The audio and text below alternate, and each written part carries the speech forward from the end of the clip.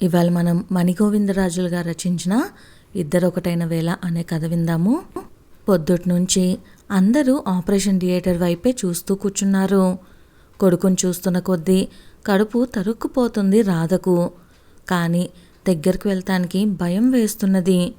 వంగి తల చేతుల్లో పెట్టుకొని కూర్చున్న తమ్ముడి భుజాల చుట్టూ ధైర్యం చెప్తున్నట్లుగా చేతులేసి నిలబడింది వేద. అటు ఇటు పచారులు చేస్తూ మధ్య మధ్య కొడుకు దగ్గరకు వచ్చి ఏమీ పర్వాలేదు అన్నట్లు భుజం తడుతున్నారు మురళీధరం. నెమ్మదిగా ఆపరేషన్ థియేటర్ తలుపులు తెరుచుకున్నాయి. అటే చూస్తూ కూర్చున్న వాళ్ళందరూ కూడా ఒక్కసారి అలర్ట్ అయ్యారు. డాక్టర్ ఏం చెప్తారో అన్నట్టు. డాక్టర్ వీళ్ళ దగ్గరికి వస్తుండగా వేరే పేషెంట్ తాలూకా వాళ్ళు వెళ్ళి ఆయన్ను ఏదో అడుగుతుంటే అక్కడే ఆగి మాట్లాడుతున్నారు ఆయన. ఆ ఆలస్యం భరించలేక అక్క చేతిని గట్టిగా పట్టుకున్నాడు విశ్వ. చేతులు చల్లబడిపోయాయి. స్వేదంతో చొక్కా తెచ్చిపోయింది. ఇంకా ఆగలేక పరుగున డాక్టర్ దగ్గరికి వెళ్ళి నిలబడ్డాడు. విశ్వని చూడగానే మాటలు ఆపేసి ఆమె చిరునవ్వుతో విశ్వ వైపు చూసింది. ఎంతో దయగా నవ్వుతున్న ఆమె ప్రశాంత వదనం గమనించగానే ఒక రకమైన రిలీఫ్తో నీరసం వచ్చి పక్కనున్న కుర్చీలో జార్గిల పడిపోయాడు Vishwa. Be brave my boy, మీ ఆవిడ క్షేమంగా ఉంది. No tension, relax. వేద వీటితో కాస్త కాఫీ అయినా తాగించు. ధృతిని రేపొద్దున వరకు ఐసీయూలోనే ఉంచుతాము. విశ్వ, నువ్వేమైనా తీసుకుంటేనే నేను లోపలికి పంపించేది, నవ్వుతూ బెదిరించింది doctor Prashanthi. Thank you aunty, thank you very much. ఆనందంతో డాక్టర్ రెండు చేతులను కళ్ళకు అద్దుకున్నాడు విశ్వ. ఇంతలో రాధ అక్కడికొచ్చి, ప్రశాంతి, నువ్వు రక్షించింది నా కోడల్ని కాదు, నా కుటుంబాన్ని కూడా అంది. ప్రశాంతి ఒకసారి రాధ వైపు దీర్ఘంగా చూసి, రాధా, నీకు భగవంతుడు ఒక అవకాశం ఇచ్చాడు అని చెప్పి ఆమె భుజం తట్టి రౌండ్స్కి వెళ్ళిపోయింది. తల వంచుకుంటున్న తల్లిని చూసి దగ్గరికి తీసుకున్నాడు విశ్వ. అమ్మా, ఇక భయం లేదట. నేను వెళ్ళి ధృతిని చూసొస్తాను. మీరంతా ఇంటికి వెళ్ళండి, నేను ఇక్కడే ఉంటాను. కొడుకు దగ్గరకు తీసుకోగానే అప్పటిదాకా బిగపట్టుకున్న దుఃఖం ఆమెలో తన్నుకు వచ్చింది. విశ్వాన్ని పట్టుకొని పెద్దగా ఏడ్చేసింది. అరే నాన్న, నన్ను క్షమించరా, ఇలా అవుతుందని అనుకోలేదురా అంటూ. విశ్వ ఏమీ మాట్లాడలేదు, తల్లిని వదల్లేదు. భార్య ఏడుపు వినగానే మురళీధరం వచ్చి, రాధా, ఇది హాస్పిటల్, న్యూసెన్స్ చేయకు, ఇంటికి వెళ్దాం పదా. విశ్వ అంతా భగవంతుండయ్యా, నువ్వు ఐసీయూలోకి వెళ్ళి అమ్మాయిని చూసి వచ్చాక మేము ఇంటికి వెళ్తాంలే, నువ్వు వెళ్ళు అన్నారు. పరుగులాంటి నడకతో ఐసీయూ వైపు వెళ్తున్న విశ్వాన్ని అనుసరించబోయిన తల్లి చేయి పట్టుకుంది వేద వద్దన్నట్లుగా. వెళ్తున్న కొడుకు వైపు నిస్సహాయంగా చూస్తున్న రాధని జాలిగా చూశాడు మురళీధరం. తెర తొలగించుకొని లోపలికి వెళ్ళిన విశ్వకి భార్యను చూడగానే దుఃఖం ముంచుకొచ్చింది. మన స్పృహలో లేకున్నా ధృతి పెదవుల మీద చిరునవ్వు అలాగే ఉంది. పుట్టబోయే బిడ్డ గురించి తాము కన్న కలలు గుర్తొచ్చాయి. అబ్బాయా అమ్మాయా అని తాము వేసుకున్న పందెం గుర్తొచ్చింది. ఇక పుట్టే అవకాశం కూడా లేదని గుర్తుకు రాగానే భార్య మీద ప్రేమ ఇంకా ఎక్కువైంది. ఐ లవ్ యూ ధృతి, I love you so much, please forgive me. భార్య చేతిని ముద్దు పెట్టుకుంటూ పదే పదే అనసాగాడు. ఇంతలో నర్సు వచ్చి, ప్లీజ్ సార్, పక్కన ఉన్న పేషెంట్స్కి ఇబ్బందిగా ఉంటుంది, ప్లీజ్ కంట్రోల్ యువర్ సెల్ఫ్. ఇప్పటికే మీరు వచ్చి చాలాసేపు అయింది అనునయంగా చెప్తూనే హెచ్చరించింది. సారీ చెప్తూ వదల్లేక ధృతిని వదిలి బయటికి వచ్చాడు విశ్వ. ఎలా ఉందిరా అమ్మాయి అడిగారు మురళీధరం. ఇంకా మెలకు రాలేదు నాన్న, చూసి వచ్చేశాను. సరే, ఎప్పుడు డిశ్చార్జ్ చేసేది? ఇప్పుడే చెప్పలేమంది ప్రశాంతి. ఇప్పటికే 10 దాటింది. వేద ఇంటికి రానంటున్నది, నీతో పాటు ఇక్కడే ఉంటుందట. మీకోసం టిఫిన్ తెచ్చాను, మీ ఇద్దరూ తిన్నాక మేం కూడా ఇంటికి వెళ్ళి ఏమైనా తింటాం చెప్పారు మురళీధరం. తండ్రి చేతిలోని ప్యాకెట్ చూసి, నాన్న, ఒక 10 నిమిషాలు మీరు ఇక్కడే ఉండండి, నేను వచ్చేదాకా. ఎక్కడికి రా అని తండ్రి అడుగుతున్నా వినిపించుకోకుండా వెళ్ళిపోయాడు విశ్వ. అన్నట్టుగానే మరో కొన్ని పొట్లాలు పట్టుకొని 10 నిమిషాల్లో తిరిగొచ్చాడు. నాన్న, అమ్మా రండి, మనకు అలాట్ చేసిన గదిలో కూర్చొని టిఫిన్ చేద్దాం. 2nd ఫ్లోర్కి వెళ్ళాలి, లిఫ్ట్ వైపు దారి తీస్తూ అన్నాడు. ముగ్గురు మౌనంగా అనుసరించారు విశ్వాని. గదిలోకి వెళ్ళగానే టేబుల్ సర్ది టిఫిన్ పొట్లాలు ఓపెన్ చేశాడు. విశ్వలో మళ్ళీ మునుపటి హుషారు కనపడేసరికి ఊపిరి పీల్చుకుంది వేద. ఇడ్లీ ముక్క తుంచి నోట్లో పెట్టుకోపోతే తినలేక కింద పడేసి 2 చేతుల్లో మొహం దాచుకొని ఏడవసాగింది రాధ.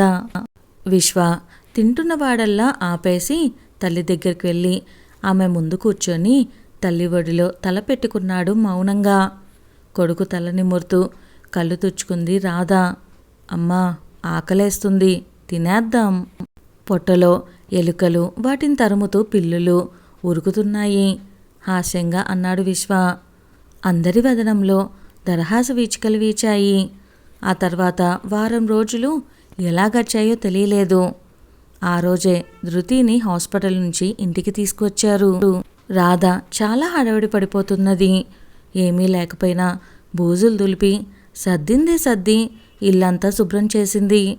అన్ని పడగదుల్లో దుప్పట్లు, అన్ని గదుల్లో కర్టన్స్ మార్చేసింది. తల్లి హడావిడి గమనిస్తున్న వేద, అమ్మా, వచ్చేది ఎవరో విఐపి కాదు, నీ కోడలే. నాన్న, అమ్మ చూడు, మీ అల్లుడు వచ్చినప్పుడు కూడా ఇలా చెయ్యలేదు అన్నది ఫిర్యాదు చేస్తున్నట్లుగా. మీ అమ్మ సంగతి నీకు తెలియందేముంది, ఏది వచ్చినా పట్టలేం.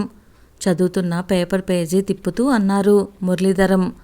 చాలేండి సంబడం, ఇంకా ఎంతసేపు ఆ పేపర్ నములుతారు? ఎప్పుడనంగా రావాల్సింది ఇంకా రాలేదు. భోజనాల వేళకు రావాల్సిన వాళ్ళు రాత్రి ఇంత తినే వేళ అవుతున్నా కానీ ఇంకా ఇంటికి రాలేదు. ఒకసారి వాడికి ఫోన్ చేయండి. చేస్తున్నానే, కాల్ కలవటం లేదు. ఏ హాస్పిటల్లో అయినా ఇంతే, ఉదయం డిశ్చార్జ్ చేస్తామంటారు కానీ రాత్రి అవ్వాల్సిందే. అయినా ఉండు, ఒకసారి హాస్పిటల్కి ఫోన్ చేస్తాను అంటూ మురళీధరం హాస్పిటల్కి ఫోన్ చేసి మాట్లాడుతుండగానే ఆయన మొహం అంతా పాలిపోయింది. ఫోన్ ఆఫ్ చేసిన భర్తను చూసిన రాధకు భయం వేసింది. వేద కూడా తండ్రి భావాలు గమనించి కంగారు పడింది. ఏంటి నాన్న, ఏమైంది? మళ్ళీ ఏదైనా సమస్య వచ్చిందా? తనవి కూడా అవే ప్రశ్నలున్నట్లుగా భర్త వైపు చూసింది రాధ. పొద్దున్నే డిశ్చార్జ్ చేశారట. విశ్వ అప్పుడే భార్యను తీసుకొని వెళ్ళిపోయాడట. మనం ఎవరైనా హాస్పిటల్కి వస్తే ఇవ్వమని ఒక ఉత్తరం అక్కడ వాళ్లకు ఇచ్చాడట.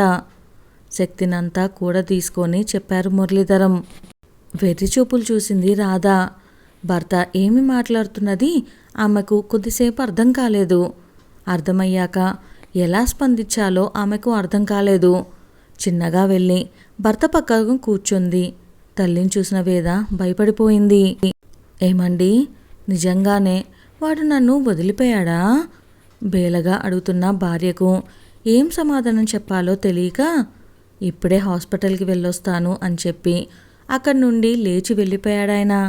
రాధ మనసులో తుఫానులు చెలరేగుతున్నాయి. అందంగా అమర్చిన ఇల్లు తనను చూసి నవ్వుతున్నట్లుగా ఉంది. కోడలు ఇంటికి రాగానే ఇవ్వటానికి ఏది సహిస్తుందో అని ఆమె కోసం అన్ని రకాల జ్యూస్లు తయారుగా ఉంచుకుంది. ఇప్పుడు అవన్నీ తనను వెక్కిరిస్తున్నట్లుగా అనిపించింది. ఎందుకు ఇలా జరిగింది? ప్రాణంలా ప్రేమించిన కొడుకు ఎలా తనని వదిలి వెళ్ళగలిగాడు? అందుకు తానే బాధ్యురాలా? 4 వైపుల నుంచి పసిపిల్లల ఏడుపు వినిపసాగింది. రాధ తల పగిలిపోతున్నది.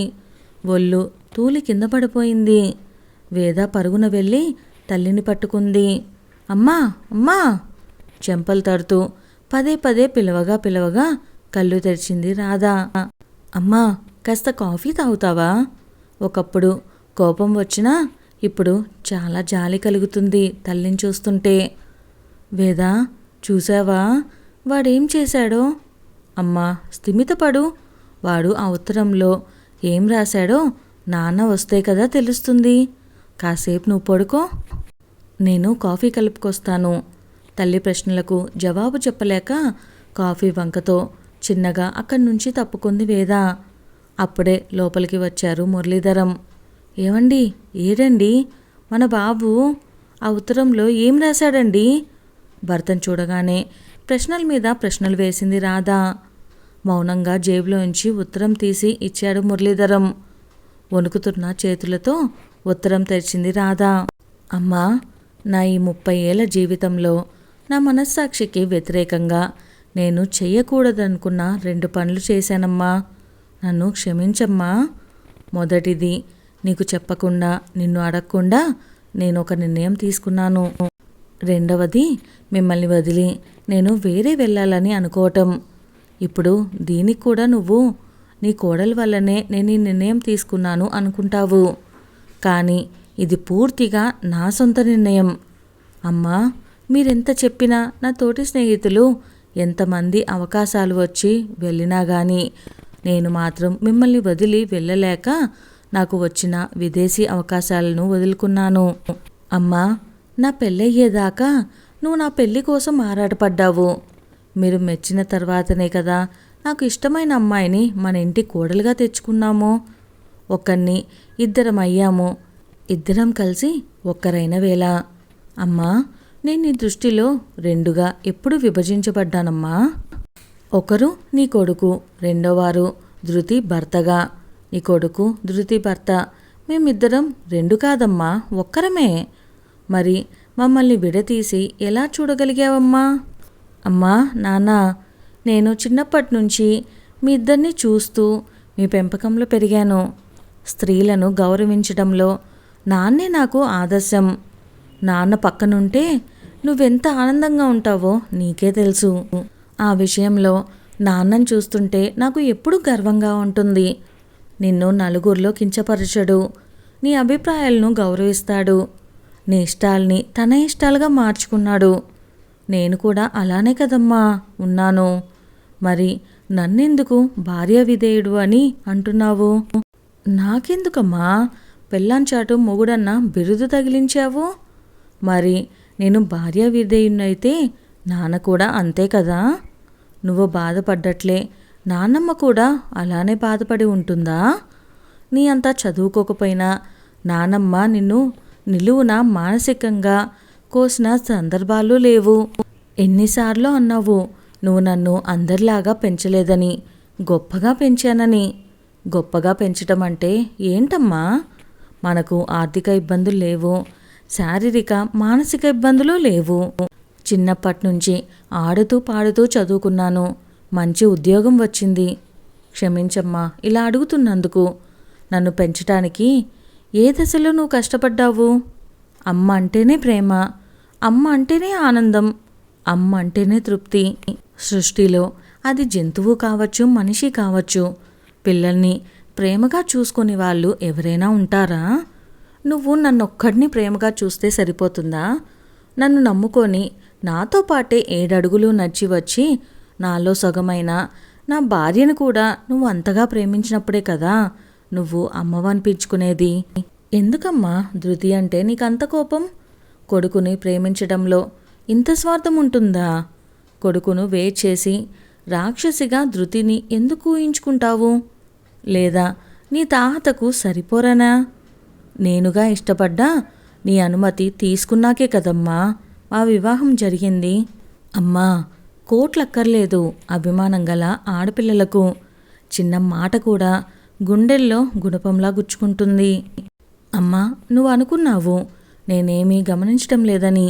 కానీ మేనమామ పోషణలో పెరిగిన తల్లిదండ్రులు లేని ధృతిని నువ్వు పెళ్ళైనప్పటి నుంచి అడుగడుగునా ఎలా కించపరుస్తూ ఉన్నావో నేను గమనిస్తున్నాను. అత్తింటి వారి మర్యాదలు నాకు అందవని నీ బాధ. నిన్ను గమనిస్తున్న కొద్దీ నాకు ఆశ్చర్యంతో పాటు ఎంతో బాధ కలుగుతుంది. నువ్వు వ్యక్తిత్వానికి కాకుండా డబ్బుకు, హోదాకు చేసే ఆడంబరమైన మర్యాదలకే గౌరవం ఇస్తానంటే నేను నమ్మలేకపోతున్నాను. అలా చేస్తున్నది మా అమ్మేనా అని వీస్తుపోతున్నాను. అతి నికృష్టమైన విషయం ఏమిటంటే నేను ఈ సంఘర్షణని తట్టుకోలేక, నన్ను నేను అదుపు చేసుకోలేక నా భార్య మీద చెయ్యెత్తబోయిన సందర్భాలు ఉన్నాయి. నేను మనిషినేనా అమ్మా? మానవత్వం మంటగలిసిన నాకు ధృతి పేరెత్తే అర్హత ఉందా? 5 సంవత్సరాలు ఓపిక పట్టానమ్మా. ఇంకో 10 సంవత్సరాలైనా ఓపిక పట్టేవాన్నే. ఎందుకంటే మిమ్మల్ని వదిలి వెళ్ళటం అంటే నన్ను నేను వదులుకోవటమే. కానీ ఏం చేయనమ్మా, డాక్టర్ ఆంటీ చెప్పింది. ధృతి మనసు శరీరం కూడా ఇంకా ఎంత చిన్న గాయమైనా కూడా తట్టుకోలేదని. ఆమె మనసు పల్చున గాజు వస్త్రంలా ఉందని, ఏ క్షణమైనా అది ముక్కలవ్వచ్చని. ఇప్పటి వరకు అన్నిటినీ తట్టుకుంది ధృతి. కానీ అనాథ అన్న ఒక్క మాటని తట్టుకోలేకపోయిందమ్మా. కడుపులో పిండంతో సహా ఆమె హృదయం కదిలిపోయిందమ్మా. అప్పుడు ఆలోచించానమ్మా, నీకు నేను ప్రాణానికి ప్రాణం కావచ్చు, కానీ నీకోసం నాన్న ఉన్నారు, వేద ఉంది. కానీ దానికెవరున్నారమ్మా? తండ్రిని పోగొట్టుకుంది.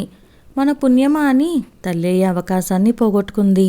ఇక ఉన్నది నేనొక్కడనే కదమ్మా. అందుకనే ధృతిని అనాథగా వదిలేయలేక, చూస్తూ చూస్తూ ఒక మనిషిని మానసికంగా హత్య చేయలేక, నీకు ఎదురుగా నిలబడి నా నిర్ణయం నీకు చెప్పే ధైర్యం లేక ఇటు నుంచి ఇటే పిరికివాడ్లా పారిపోతున్నానమ్మా. అమ్మా, అన్నిటికంటే నేను తట్టుకోవాల్సిన విషయం ఏమిటో తెలుసా? ధృతి నిన్ను కనీసం ఒక్క చిన్న పరుషవాక్యం కూడా అనకపోవడం. దౌర్భాగ్యుడికి దయను మించిన క్షమ లేదమ్మా. కానీ నాకు ఈ శిక్ష పడాల్సిందే. పాపం పిచ్చిదమ్మ ధృతి, అందరూ కావాలనుకుంటుంది. ఇలా మిమ్మల్ని వదిలి వెళ్తున్నందుకు నాతో మాట్లాడదు కూడా. మిమ్మల్ని వదిలి ఉండేది కొన్ని రోజులే అమ్మా. మీరంటే నాకెంతో ప్రేమ, గౌరవం. తప్పకుండా నేను మళ్ళీ మీ దగ్గరికే వస్తానమ్మా. అయితే నువ్వు మారితే వస్తామని చెప్పడం లేదు.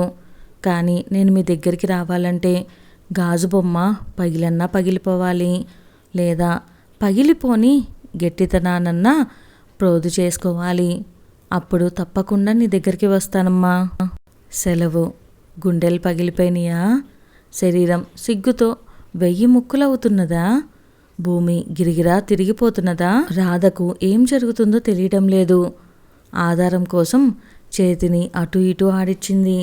చేతికి తగిలిన చేతి స్పర్శను గుర్తించగానే మనసుకు స్వాంతన కలిగింది. ఆ చేతిని అలాగే హృదయానికి ఆనించుకుంది. అనిశ్చితంగా అటు ఇటు కదులుతున్న శిరస్సు నెమ్మదిగా నిశ్చింతగా పొందినట్లు స్థిరంగా కుదురుకుంది.